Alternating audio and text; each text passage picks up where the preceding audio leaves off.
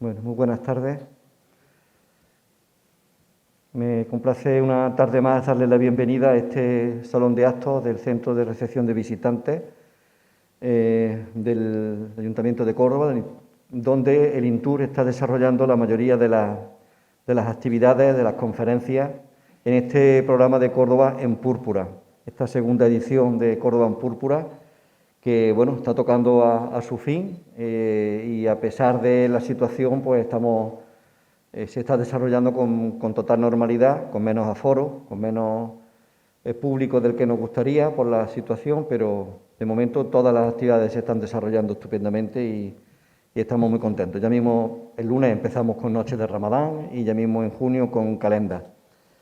Bueno, esta tarde tenemos a un gran amigo entre nosotros, un doctor en arqueología, José Antonio Morena, director del Museo Histórico de Baena y responsable del yacimiento de Torre Paredones.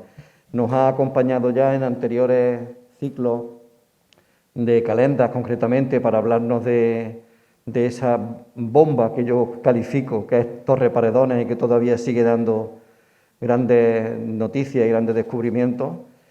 Y bueno, y él me propuso el año pasado que quizás dentro del programa de Córdoba en Púrpura también tendría cabida un capítulo importante que se da dentro de Torre Paredones, como es el hecho de las santas Nunilo y Alodia, dos mártires cordobesas, que se encuentran en una capilla martirial allí en Torre Paredones. Me regaló el libro que he traído para que me lo firme hoy y les recomiendo que se hagan con él porque aquí es una delicia, no solamente de los mozárabes, de los martirios, sino todo Torre Paredones y bueno, es un regalito para leer tranquilamente y empaparse todavía más de este yacimiento que nos sigue dando muchas alegrías. Así que sin más, espero que les guste esta presentación y le dejo con José Antonio. Muchas gracias. Buenas tardes.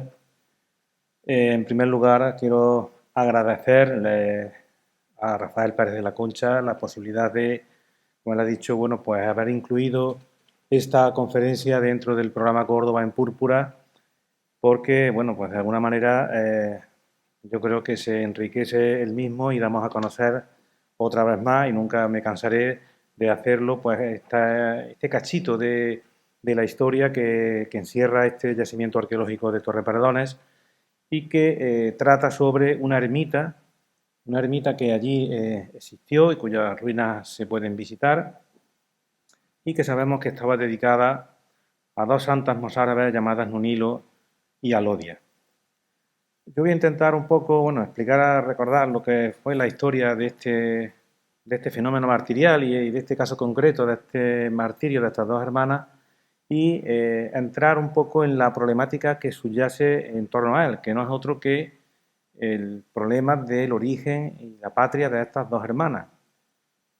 Porque si para el resto de los martirios que conocemos dentro de este mismo fenómeno, pues prácticamente todos sabemos que ocurrieron aquí en Córdoba y que casi todos los mártires eran cordobeses, y si no lo eran, Eulogio, que es el que nos transmite básicamente este fenómeno, pues nos dicen de dónde era cada uno.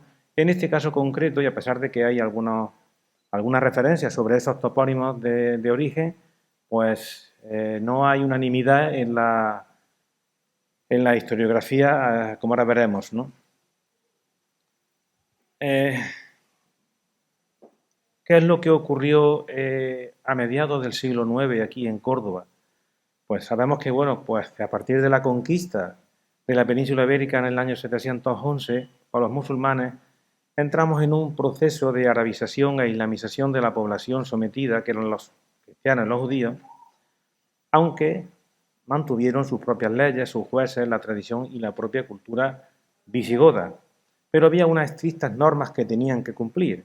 Por ejemplo, el pago de impuestos, tenían que diferenciarse de los musulmanes en el vestido, en el calzado, se les imponía una forma especial de peinarse para que pudieran ser identificados, tenían prohibido el uso de armas, no podían edificar viviendas que fuesen más altas que las de los musulmanes, no podían usar caballos, sino solo acémilas sin sillas de montar ni estribos, y, por ejemplo, no podían casarse con musulmanas ni mantener relaciones sexuales, aunque sí se permitía la situación contraria. Y aunque la mujer podía seguir practicando sin problemas su religión cristiana, los hijos, y este es el caso que ahora vamos a ver, tenían que abrazar obligatoriamente el Islam una vez alcanzada la mayoría de edad. Bueno, pues esto ocurrió, y lo sabemos, gracias al testimonio de Eulogio en mediados del siglo IX, básicamente bajo los reinados de Abderramán II y Muhammad I, entre el año 850 y el 859. Sabemos que había una cierta situación de convivencia inicial, pero que a mediados de esta centuria cambió drásticamente, produciéndose numerosos martirios. El martirio voluntario no fue sino una reacción violenta de los cristianos, más convencidos en la defensa de su fe, que no eran la mayoría, por cierto, lo que le llevó a algunos a defenderla de manera temeraria, proclamando al mismo tiempo y en público su abominación de la doctrina islámica, decisión que llevaba aparejada de modo inevitable la pena de muerte. Y se denominan por algunos investigadores martirios voluntarios porque a los acusados se les ofrecía la alternativa de salvar la vida si se convertían al Islam. De hecho, no parece que este fenómeno obedeciera a una política persecutoria previa por parte de las autoridades musulmanas, como por ejemplo sí ocurrió en época romana. En este cuadro, resumen, están los casi 50 mártires que se produjeron en este periodo. Como he dicho antes, entre el año 850, en que fue martirizado Perfecto, y el 859, fecha del martirio del propio Eulogio y también de Leocricia. Se puede ver cómo fue entre los años 851 y 853 cuando se tuvieron lugar la mayor parte de los martirios. En cuanto a los delitos, la condena y el trato a los cadáveres, pues bueno, podemos decir que el delito en el que incurrieron la mayoría de estos mártires fue doble. La blasfemia, palabra o expresión injuriosa que se dice contra Dios, en este caso contra Alá, o las cosas sagradas, y la apostasía, es decir, la renuncia que hacía una persona de sus creencias religiosas y el abandono de su religión. Ambos delitos se castigaban con la muerte por decapitación. El mártir pecaba por blasfemia contra Mahoma, al que calificaba de falso profeta, o contra el Islam, denunciando su falsedad para luego proclamar la divinidad de Jesús. En cuanto a la pena de muerte, tras el oportuno juicio, la mayoría sabemos que murieron decapitados por la espada y casi todos en el mismo lugar, es decir, la plaza o foro de la ciudad, a las puertas del Palacio Miral de Córdoba. Y en cuanto al trato que se dio a los cadáveres, este fue triple en términos generales. La mayoría, después de ser decapitados, fueron colgados para al cabo de unos días quemarlos y arrojarlos al río Guadalquivir. Otro buen número de ellos quedaron abandonados en el mismo lugar de la muerte para que fueran devorados por perros vagabundos y por alimañas. Por último, los menos fueron arrojados solamente al río. Bien, una vez hemos situado este fenómeno de los martirios, vamos a irnos a lo que es el lugar que nos interesa, que es el yacimiento de Torrepardones, que está situado en la zona oriental de la campiña cordobesa, al norte de los términos municipales de Castro del Río y de Baena, muy cerca ya de la división administrativa con la provincia de Jaén. Es un yacimiento que, bueno, la verdad es que todavía llevamos muy poco investigado, pero del que ya tenemos datos para conocer de manera muy abuela pluma, digamos, la síntesis histórica. Un lugar que estuvo habitado durante 5.000 años aproximadamente, desde el Neolítico final, en torno al 3200 a.C., hasta el siglo XVI. Parece ser que durante el segundo milenio se produjo una fase de cierto abandono, que durante el periodo orientalizante, en torno al siglo VII a.C., es cuando se construye el Oppidum, es decir, la población se reúne, se concentra en este cerro y se construye una muralla para la defensa de la zona. Que durante la época ibérica, siglos IV y III, se produjo un importante desarrollo urbanístico que fue mucho mayor ya en la época siguiente, en época romana, entre el siglo I antes de Cristo y el siglo II después de Cristo, al que siguió una centuria, la tercera, de abandono y de expolio, que tuvo también una ocupación árabe y que durante la reconquista cristiana se construye el castillo, que corona la parte más elevada del yacimiento, a finales del siglo XIII o comienzos del siglo XIV. En el siglo XVI, que es cuando se produce el abandono definitivo del yacimiento, tenemos testimonios documentales de la existencia de esta ermita que estaba entonces en uso y estuvo hasta el siglo XVIII. Bueno, ahí en esta fotografía, con ese símbolo tan raro que ha salido ahí, había una flechita. Bueno, pues ahí es donde está situada la ermita de las Vírgenes, que se ve en esta panorámica aérea, se ve el trazado de la muralla de esa ciudad de tamaño medio, de unas 10 hectáreas y media. Aquí puede verse el castillo en la parte norte del yacimiento. En el extremo opuesto hay un santuario ibero-romano y aquí se puede ver la única puerta que está restaurada, la puerta oriental de acceso a la ciudad. Y aquí en la zona más o menos céntrica del yacimiento está el foro, aquí la ermita, como hemos dicho, aquí han salido últimamente unas termas. Aproximadamente hay excavado un 10% de lo que es la superficie intramuros y ya, bueno, pues ha puesto de manifiesto la importancia del esplendor que tuvo este yacimiento. Bien, ¿qué sabíamos de la ermita? De la ermita teníamos, ahora lo veremos más adelante, algunos datos de fuentes escritas que nos situaban aproximadamente dónde se encontraba la ermita. Y en este punto que les muestro aquí en la imagen, que ven ustedes ahí, eso es un majano, se llama así la zona, es un montón de piedras que está hecho por los agricultores, que retiran las piedras que hay para facilitar las tareas de labranza, y son piedras que van arrancando sin querer poco a poco de las propias ruinas que hay en el subsuelo, pero bueno, las van retirando y realizan estos grandes majanos. Pues aquí, en algún punto concreto, se veía asomar restos de un muro in situ y sospechábamos que podría ser este el lugar donde estaba esa ermita. Pues en el año 2010 el ayuntamiento planteó un programa de fomento del empleo agrario en este sector. La idea era simplemente retirar las piedras que estaban allí acumuladas, retirarlas y ver qué podían ser esos muros. Aquí ven, por ejemplo, un momento de esos trabajos y ahí ya se ve, por ejemplo, este muro de casi 2 metros de altura.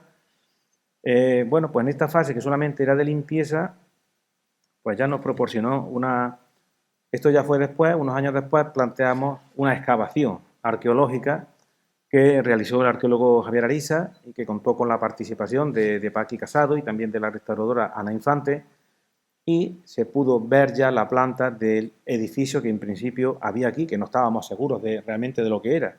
Pero aquí, en esta zona donde están estas dos trabajadoras aquí, como les marco aquí con la flecha, apareció lo que entendimos que eran los restos de un altar. Entonces, blanco y en botella. Aunque evidentemente pues no ha aparecido ninguna inscripción que ponga esta era la ermita de la Santa en un hilo y aluvia, ¿vale? Pero evidentemente todo en principio cuadraba, ¿no? Esta es una fotografía aérea donde les muestro en rojo los muros de esta ermita. Por aquí también había otros muros más, pero estos son los dos espacios principales. Aquí está el altar adosado al muro oeste del sector, que era el sector 1, y aquí en el sector 2 la puerta de entrada a la ermita. Es una ermita muy pequeña, pero ermitas de este tipo, incluso hoy en Baena las hay. Hay una ermita, camino de Suero, que se llama la Ermita de los Ángeles, que es más pequeña todavía que esto, ¿eh? Sobre una peña, pues hay allí una ermita, son ermitas rurales realmente muy pequeñas, ¿no? Y con una fábrica, bueno, de mampostería relativamente pobre, pero, en fin, creemos que esta era la ermita que los textos mencionaban. Aquí les muestro una fotografía de los trabajos de excavación y de restauración, concretamente, de puesta en valor un poquito. Aquí se está trabajando sobre el altar, que se recreció para que los visitantes, cuando vean aquello, pues entiendan un poquito como era. El altar, si no tendría, el altar no tendría esa altura, tendría un poquito menos, pero la planta sí estaba completa y insisto que fue la clave, ¿no?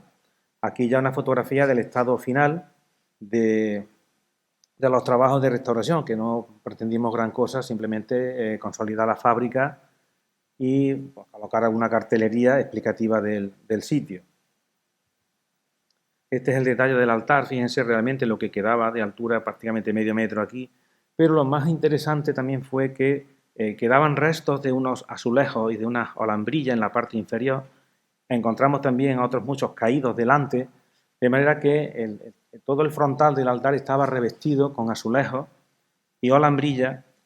Estas son las que están todavía incluso allí incrustados en el altar, las olambrillas, que son unos azulejos muy pequeñitos, decorados, como ven aquí, con motivos zoomorfos, con animales mitológicos algunos, otros motivos vegetales o geométricos, ¿no? Son azulejos de arista, que se llaman, o de cuenca, que proceden de talleres sevillanos de comienzos del siglo XVI. Era además un material caro, esto no se lo podía permitir cualquiera, y quizás esto pues indique que, bueno, algún devoto pues quiso de alguna manera, bueno, pues posiblemente, no sabemos si en el momento de construcción de la ermita o esto fue una reforma, de manera que la ermita puede ser más antigua, y quiso, bueno, pues embellecer el altar, pues donando, pagando estos materiales, ¿no?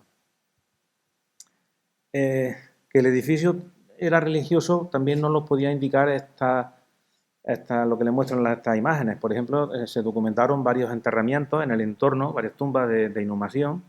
Saben que es normal, y era normal que la gente se enterrase en torno a las ermitas, a las iglesias, hasta que en el siglo XIX empezaron a construirse los primeros cementerios civiles, ¿no? También apareció este fragmento que hay aquí en medio de una cruz de Caravaca. Aquí les muestro una completa para que vean a qué parte pertenece. Y bueno, el hallazgo de una moneda de Felipe IV pues nos indica, apareció sobre el pavimento del sector 1, pues que la ermita se frecuentaba en el siglo XVII. Y esto, bueno, esto es una recreación que hicieron los alumnos de la Safa de Baena, y aquí, bueno, pueden ver ese altar con el retablo que ahora después veremos nos describe un personaje que visitó el lugar en el siglo XVII y nos describe muy someramente. Una lástima, que podía haber escrito mucho más y haber dicho muchas más cosas, pero en fin, esto es lo que tenemos, y bueno, es para que se entienda un poco cómo pudo ser la ermita. Bien, ¿cuáles son esos documentos escritos? Pues los más antiguos datan del siglo XVI, que se conocen hasta ahora, que conozcamos. Posiblemente en cualquier archivo puede aparecer algo mucho más antiguo. El documento más antiguo es del año 1531 y se refiere a un deslinde y amojonamiento entre la ciudad de Córdoba y la villa de Baena. Ahí se nos dice que estando al jugar de término en la dicha ermita de las vírgenes, y empezó a describir cómo iba mojón por mojón ese deslinde, ¿no?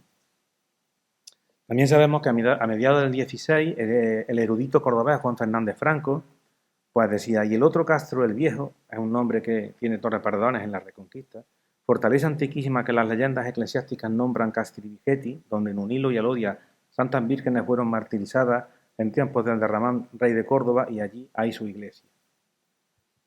Pero este es el documento más importante, que es del año 1644, y es una visita que hizo un caballero 24 de aquí de Córdoba, del Consejo cordobés. Se llaman así porque eran 24 los que formaban el Consejo. Entonces Andrés de Morales y Padilla, pues fue allí, fue como una especie, comisionado por el Consejo para que viese aquello, aunque no da muchas explicaciones de por qué va, pero bueno, nos describe perfectamente, también de una manera muy rápida, qué es lo que había allí en el Castro el Viejo.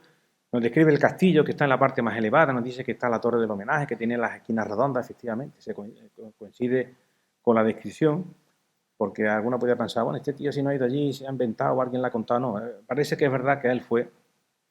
Y concretamente, después de describir el castillo, dice: distante de la casa y del castillo 350 pasos míos, en la ladera, donde es algún llano, está la antiquísima ermita de las santas vírgenes y mártires Nunilo y Alodia, hermanas, y sobre el altar está pintada Nuestra Señora, y al lado derecho Santa Nunilo, y al izquierdo Santa Alodia, con sus nombres escritos, y palmas de vírgenes y coronas de mártires.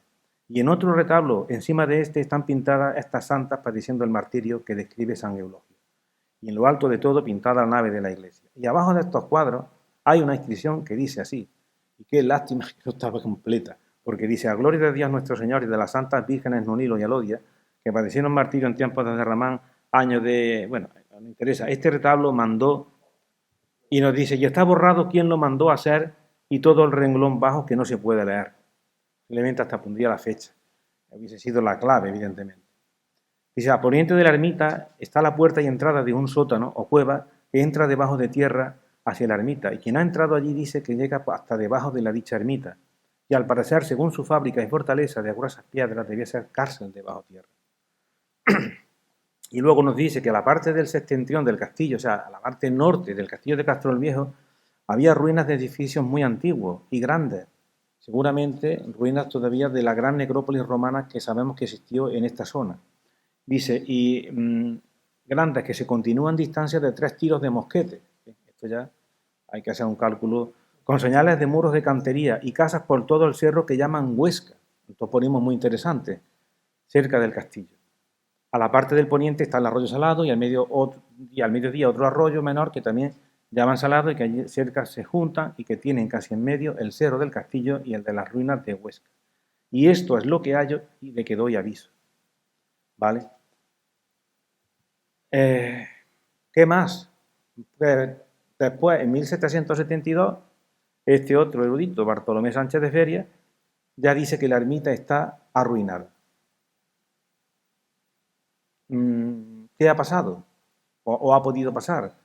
Pues yo creo que lo siguiente, entre 1644 y 1772, bueno, hay un documento un poquito antes que es el Catastro de Ensenada, que es de 1750, que describe no describe la ermita, pero la menciona junto con otra y está en uso.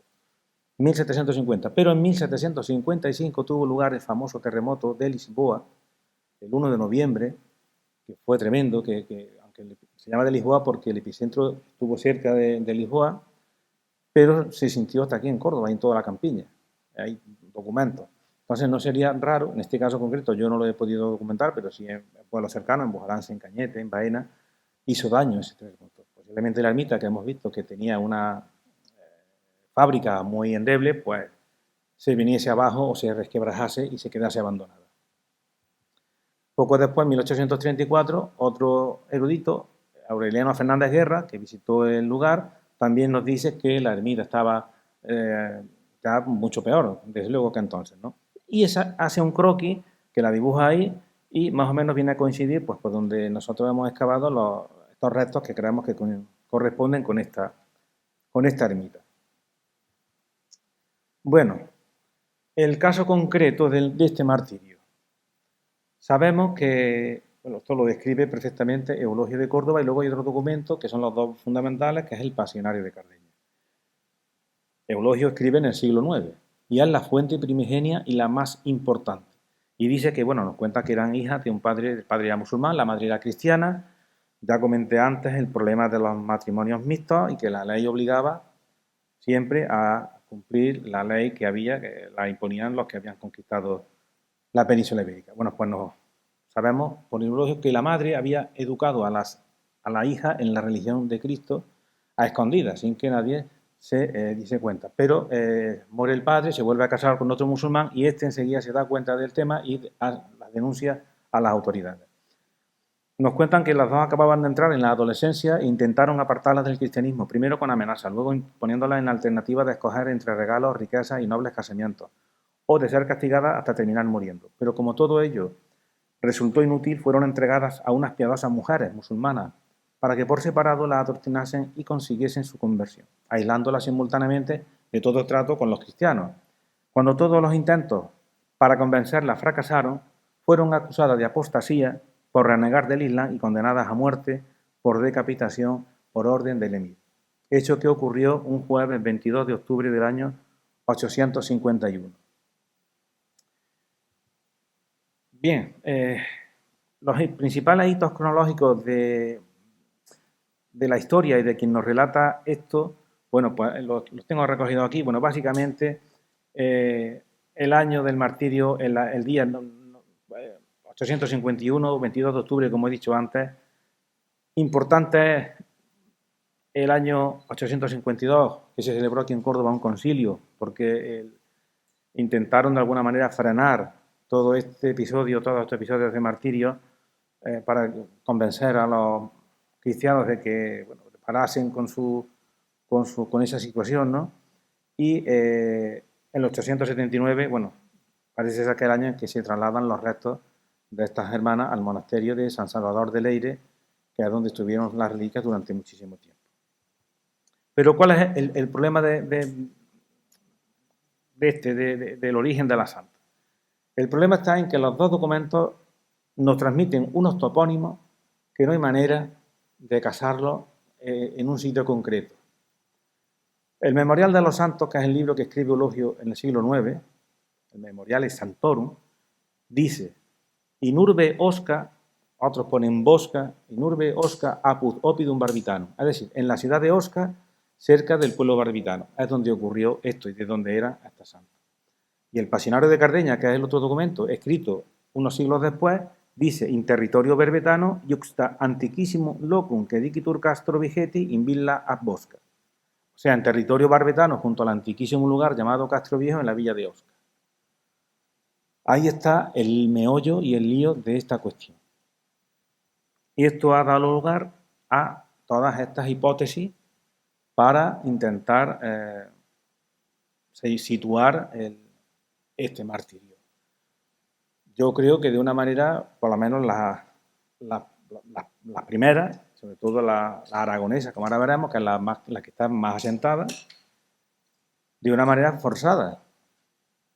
¿Por qué? Pues ya he dicho antes, de los 50 martirios que recoge Eulogio, solo ahora resulta de que no es de aquí, y no ocurrió aquí.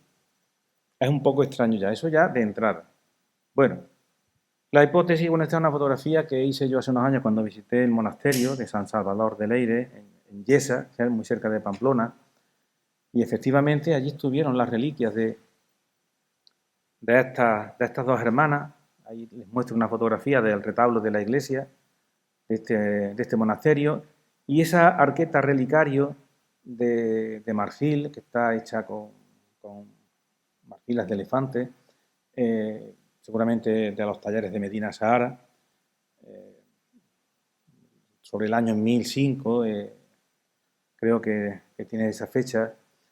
Ahí estuvieron guardados los huesos de estas dos hermanas en este monasterio.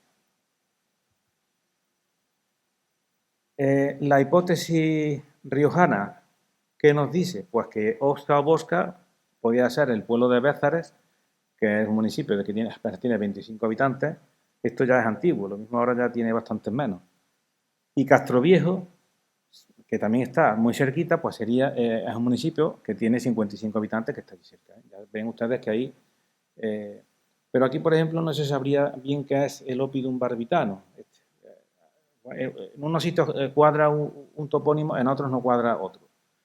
La hipótesis aragonesa nos dice que Osca sería un municipio pequeñito que se llama Adahuesca, que tiene 166 habitantes, que Barbastro podría ser ese Barbitano, que es un municipio de 17.000 habitantes, y Alcázar, el Castro Vigeti, que es otro municipio muy pequeñito de 300 habitantes. En esta zona, y aquí en la Rioja y en Aragón, es verdad que hay ermitas, hay iglesias dedicadas a Santo Nonilo y a Santa Alodia, incluso bastante antiguas.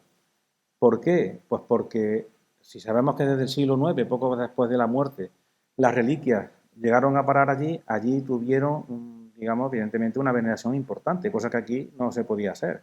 O sea, es normal que allí prendiese el culto a ellas, ¿no? La hipótesis granadina nos dice, bueno, que Óscar puede ser Huéscar, que es un municipio de Granada que tiene 7.500 habitantes, que Castril o Castillejar sería el Castro Viejo. Castril tiene 2.200 habitantes y Castillejar, bueno, otro municipio de 1.000 habitantes.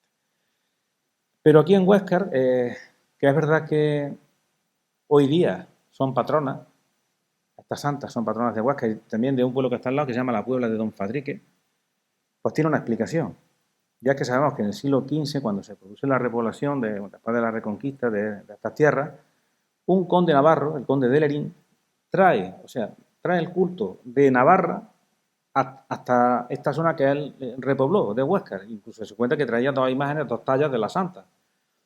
Pero bueno, tiene esa explicación. O sea que, claro, es verdad que el Huéscar pues también suena un poco a Oscar, se parece el topónimo, y ahí ya viene un poco también la discusión, ¿no? Pero yo creo que incluso yo estuve en la Puebla de Don Fatrique presentando también este libro que ha hablado Rafael, me lo pidieron y bueno, transpuse allí, está un poco lejos esto, en la Sierra de la Sagra, pero muy, muy contento, la verdad, ¿no? Y ellos sí tienen claro, dentro de lo que cabe, que no son de allí. A ellos les gustó mucho el planteamiento que yo les hice de que podían ser cordobesas, ¿no? Antes que riojanas y que aragonesas y demás, ¿no?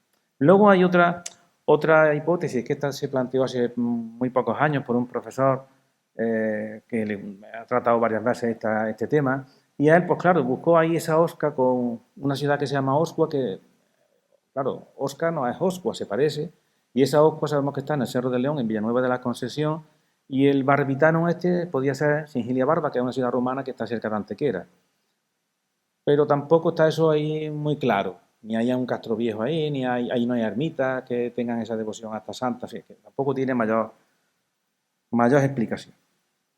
Y luego está la hipótesis cordobesa, que por cierto no es una hipótesis nueva mía, sino que esto ya en el siglo XVIII, Bartolomé Sánchez de Feria, él en su palestra sagrada defendía que, bueno, que esa Osca es una ciudad que hay en el término de Baena, una ciudad romana, como Torrepardones, que está ahí para excavar, que hay tanta riqueza que no se puede con todo, pero se llama Isca. Entonces, bueno, Isca y Osca pues se parecen muchísimo. Entonces, este hombre pues defiende a capa y espada que esa Osca es Isca y que también habla de la ermita, porque sabía que existía la ermita en Castro el Viejo o Torre Paradones. De manera que incluso Rafael Castejón también ya trató un poco este tema, pero no muy a fondo realmente, ¿no? Y defendía esta posible hipótesis cordobesa. Lógicamente, con la excavación y la documentación de la ermita, que sabemos que existía, pero yo creo que la hemos excavado y ahí se puede ver, ¿no?, lo poquito que queda, pues habría un poco que recuperar esa opción de la hipótesis cordobesa para el origen de estas santas. 2 posibilidades que yo planteo, que efectivamente esa Osca sea Ipsca, como ven ahí en el mapa, entre Castro del Río y Baena, junto al río Guadalhorce, es una ciudad que tiene también 7 u 8 hectáreas, han salido estatuas romanas, o sea, también fue un lugar importante, y Castro Viejo, bueno, pues Castro Viejo seguro que es Torre Paredones, ahí no hay ninguna duda. Bien, o la opción 2, que es esta. Aquí tienen abajo el castillo de Castro el Viejo, toda esta parte de abajo sería la ciudad de Torre Paredones, y a unos 2 kilómetros al norte está este yacimiento que hay aquí, que se llama hoy día Cerro de los Términos, porque allí se juntan los del término de Baena, de Castro y de Cañete, y hay un yacimiento allí, una villa romana con materiales ibéricos, medievales, pequeño asentamiento, no deja de ser, es pequeño. Entonces, este sitio, que es Cerro de los Términos, que se llama hoy, que yo rastreando en el archivo de Baena he visto que también tuvo el nombre de Cerro de la Veleta, pero no he conseguido saber si antes tuvo el topónimo de Cerro de Huesca, que es el que nos transmitía el caballero 24 de Córdoba, que nos decía que había restos a 3 tiros de mosquete del castillo y que había restos de muro hasta el cerro que llaman de Huesca, porque Huesca viene de Osca. Entonces podría ser este el lugar, ¿no?, un lugar pequeño. ¿Por qué? Porque los 2 documentos, Eulogio y el Pasionario de Cardeña, y esto lo han tratado otros autores, dicen una cosa muy interesante. Siempre dicen en la ciudad de Osca, cerca del Oppidum Barbitano, que no sabemos lo que es. Oppidum es un poblado fortificado. O sea, están dando a entender que hay una villa, que es un lugar pequeño, que está cerca de otro que se supone que es más importante y más conocido, y dan esa referencia para que, por ejemplo, si alguien de Córdoba aquí, oye, esto dirá, bueno, ¿eso qué es? O el Pasionario de Cardeña dice lo mismo, dice, en territorio barbitano, cerca de un lugar llamado Castro Viejo, en la villa de Osca. Entonces, el Barbitano y el Castro Viejo yo creo que son el mismo sitio, lo que pasa es que una fuente del siglo IX y el otro escrito 2 o 3 siglos después, a lo mejor ha cambiado el topónimo. Un ejemplo, si yo le digo a usted ahora mismo Morente, a lo mejor nadie sabe dónde está. O los Llanos del Espinar. Algunos seguramente que sí, pero si le digo que Morente está cerca de Bujalance, ¡plah! Yo creo que esa es la idea de los dos documentos estos. A mí me da esa impresión. Entonces podría ser este cerro de Huesca que está cerca de tal, ¿no? Castroviejo o los Pinos Barbitanos en Córdoba lo conocerían seguramente en esta época. Pero sigue siendo una hipótesis. Sigue siendo una hipótesis. Aquí les muestro un poco el lugar donde se da culto a esta santa. Hay muchísimos sitios, en algunos ya porque son, por ejemplo, en la zona de Murcia y Valencia y demás, son porque hay gente de Huáscar que han emigrado a otros sitios y es como lo del Rocío, ¿no? Pues hay hermandades del Rocío en Cataluña y no sé, pues hay muchos sitios hoy día donde se le da culto a estas santas, pero por este fenómeno, ¿no? En definitiva, es verdad una cosa, que Eulogio lo dice claramente que este caso no ocurrió en Córdoba. Él dice en otros lugares. Y que además dice que conoció el caso porque su amigo, el obispo Venerio, de Complutum, de Alcalá de Henares, se lo había contado. Pero ahora yo les digo a ustedes, es verdad, en otros lugares, sí, de acuerdo, en otros lugares, pero yo creo que es más plausible a 40 o 50 kilómetros de Córdoba, que es donde está Torre Paradones, antes que a 800 o 900 kilómetros, que es donde está, bueno, en Aragón, donde está Huesca, donde está estas zonas que yo le he dicho antes.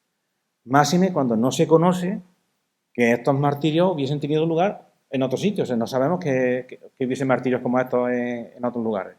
Y si además esto ocurrió allí y haber sido único, que debió ser algo excepcional, ninguna fuente de allí lo recoge. Eso también es un poco extraño. Que se lo contara Venerio, eso es muy raro también. La gente, los que defienden esta hipótesis del norte, dicen, es que claro, esto no fue en Córdoba, que esto se lo contó este hombre, pues amigo, y se lo contó, porque esto es de otro sitio. Pues no, posiblemente puede tener una explicación, y es que cuando ocurre el martirio de estas dos santas fue en octubre, el mes de octubre del año 851. Y sabemos que Eulogio estuvo en la cárcel entre junio y noviembre de ese año, con lo cual no lo conoció como conoció los demás, que es que los demás, que eran amigos suyos y todo lo que le hicieron en los juicios los vivió en primera persona. Este no. Y es posible que en el año 852, cuando fue este concilio que les comentaba antes, que se hizo aquí en Córdoba para apaciguar y calmar los ánimos, Venerio, que parece posiblemente vino a ese concilio, le contara, o sea, Venerio se enteró y luego se lo contó a Eulogio. También podría tener esa explicación. Ya les digo que evidentemente no hay una certeza al 100% del lugar y posiblemente no se sepa nunca, ¿no? Pero la lógica, en principio la lógica es que esto no ha salido de aquí, este caso. Y creo que con esto he terminado, ¿vale? Muchísimas gracias.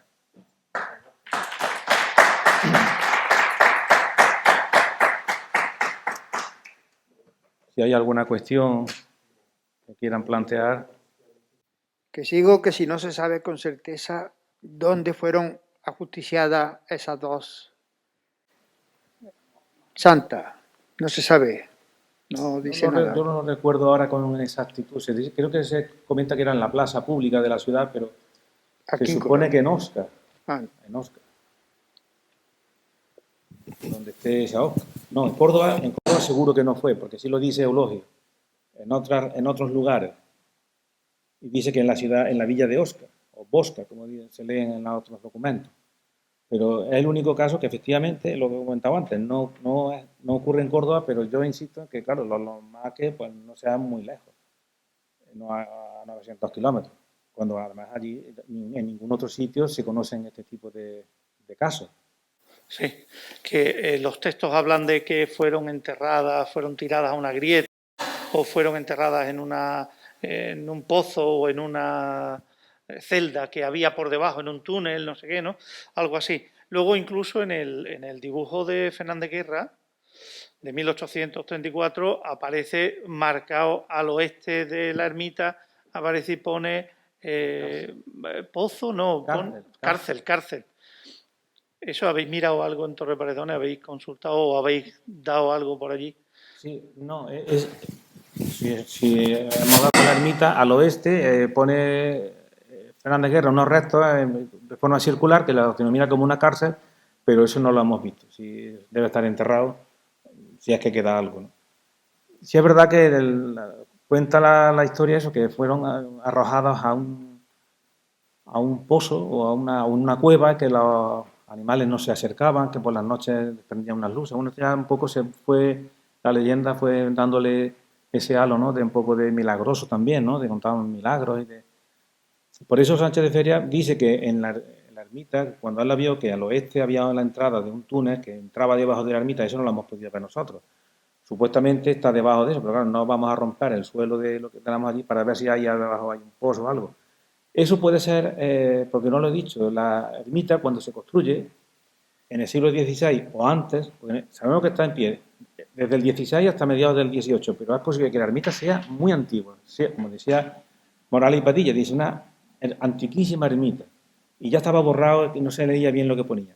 La ermita puede ser muy antigua y está construida sobre las ruinas de unas termas romanas. O sea, esos muros que veíamos primero cuando limpiamos el Majano, esos muros son de las termas, de unas termas que el profesor Ángel Ventura, ha identificado con el Balneum Calpurniano. O sea, hay una inscripción allí cerca y está perfectamente identificado. O sea que aprovecharon parte de esas termas romanas para hacer la ermita. Yo he llegado a plantear incluso la posibilidad, en el caso de que estos hechos ocurriesen aquí, lo siguiente. Es muy difícil, pero porque yo no tengo ninguna explicación. El libro de Eulogio, el Memoriale Sanctorum, parece ser que viajó con sus restos cuando él muere.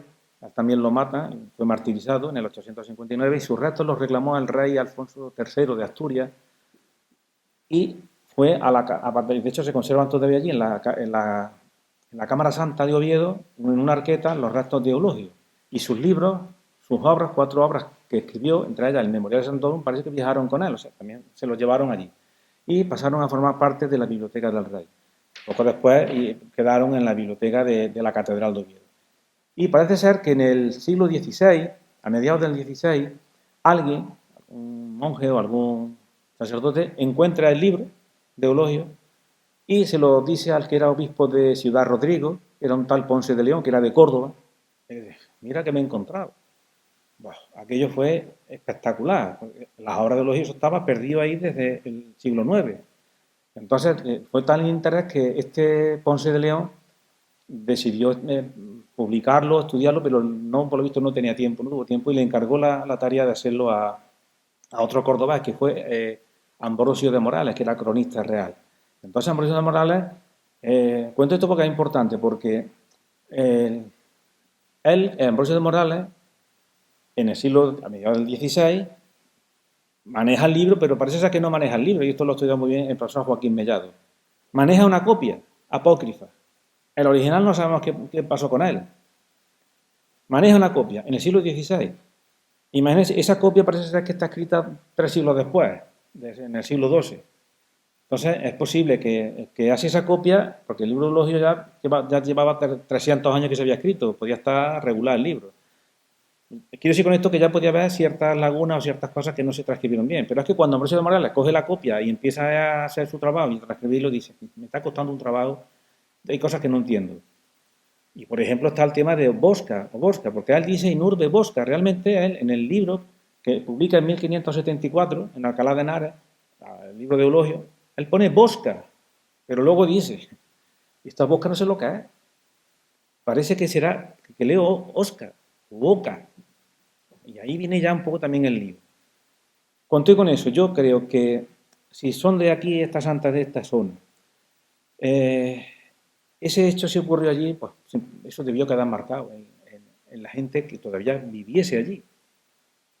¿De qué manera? Es muy difícil pensar que luego, cuando llegan las reconquistas, llegan a repoblar la campiña, después de que cae Córdoba en 1236, pues a finales del siglo XIII y comienzos del XIV se produce la repoblación de estas tierras. Pues si quedaba gente, que este hecho se hubiese transmitido de generación en generación, aquellos dijeron, bueno, aquí vamos ahora a construir una pequeña ermita en honor a... Esto algo parecido ocurrió en Tarragona, en Tarraco. En el siglo III hubo un mártir, en época romana, pero es parecido el caso. El obispo Fructuoso fue quemado vivo en el anfiteatro de Tarragona y 2 de sus diáconos. Entonces, en el sitio donde fue quemado vivo se levanta una iglesia visigoda, en el siglo VI, quiero recordar. Y dicen los excavadores que han estudiado ese tema que aquellos hechos debieron permanecer en la memoria y sabían perfectamente dónde ocurrió aquello y allí levantaron una basílica en su honor, ¿no? Es posible, la verdad es que hay mucho tiempo, desde el 851 hasta, vamos a poner, 1300 algo, varias generaciones, son 4 o 5 generaciones que no es fácil pensar que bueno, se haya podido quedar eso en la memoria, ¿no? Es que yo no encuentro otra explicación. Otra explicación no hay, porque la ermita es que está en 1531 como poco, porque hay un documento que lo dice. Y yo digo, Ambrosio de Morales, que publica las obras de Eulogio que estaban perdidas, en 1574, no sé explicarlo, porque si la ermita fuese posterior, diría, bueno, alguien ha pensado que se llama Castro Viejo, vamos a intentar casarlo y tal y cual, ¿no? Pero es que es anterior. Eso ahí es donde está un poco también el meollo de la cuestión. Es muy complicado, pero bueno, con esto yo lo que quiero es transmitir un poco, recuperar y reivindicar esa hipótesis cordobesa y en el caso concreto de Torre Padones, pues una parte muy concreta de la historia de este yacimiento y explicarla porque, bueno, aquello es un sitio que se puede visitar y que tiene la historia, que la ermita está allí y en fin, igual que se explican las termas romanas, se explica el foro, ¿no? Es un cachito de la historia, ¿no? De este impresionante yacimiento y también historia en realidad, de Córdoba, ¿no?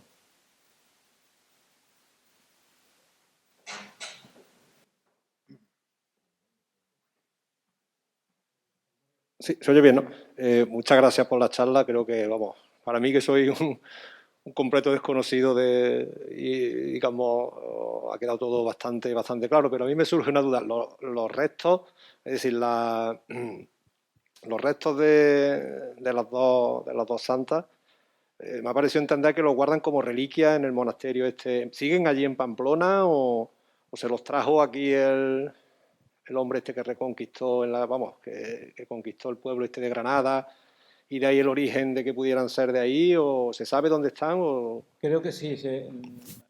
La arqueta concretamente está en el Museo de Navarra, en el Museo de Historia de Navarra, la arqueta, y los restos creo que están en la Catedral de Huesca. Hay unas disputas enormes durante siglos para reclamar llevarse los restos, pero finalmente creo que están en la Catedral de Huesca, porque claro, Huesca se supone que era la hostia de esta, entonces claro, creo que están allí. Y la arqueta la he visto yo en el Museo de Pamplona, una maravilla, sí. El traslado de los restos de San Eulogio a Asturias, se ve que era una práctica común el que algún rey o algún noble, ¿no?, de la parte, digamos, todavía castellana, bueno, o cristiana, ¿no?, de la península, que reclamase cuando había la sospecha de que algún personaje de estos que habían martirizado, pues Efectivamente. tenía Sí. o podía llegar a ser una persona beatificada o santificada que lo reclamase Eso, como... exactamente. Por eso aquí en Córdoba lo que pasaba es que cuando moría alguno de estos mártires, lo que hacía era quemarlo vivo y las cenizas las tiraban al río para que no recuperasen nada y lo pudiesen venerar. Entonces, no es el único caso. Se conocen varios. Concreto, los mártires Natalia, Jorge y Aurelio, quiero recordar, están también, bueno, vinieron unos monjes franceses y no sé si están en un monasterio eh, francés, o sea, fueron a buscar reliquias a Valencia, las reliquias de San Vicente no las encontraron, se enteraron de que en Córdoba había casos de estos martirios y creo que se llevaron esos tres cuerpos. Y algunos más de San Zoilo, de Santa Coloma, hay pueblos por ahí arriba que se ponen en relación con este fenómeno. Con lo cual, si el propio Eulogio fue a Oviedo, a esta santa, no tenemos constancia, pero es muy posible que recalasen allí, porque en uno de los viajes que hizo Eulogio a Pamplona, el obispo de Pamplona, un tal Huiselindo, le dijo a Eulogio, mándame reliquias porque claro, eso para ellos les fortalecía espiritualmente a esos monasterios. Entonces fue una práctica relativamente común, ¿no? Con lo cual no es de extrañar que muriesen aquí, eran de aquí y llegasen hasta allí. Un poco, ¿vale?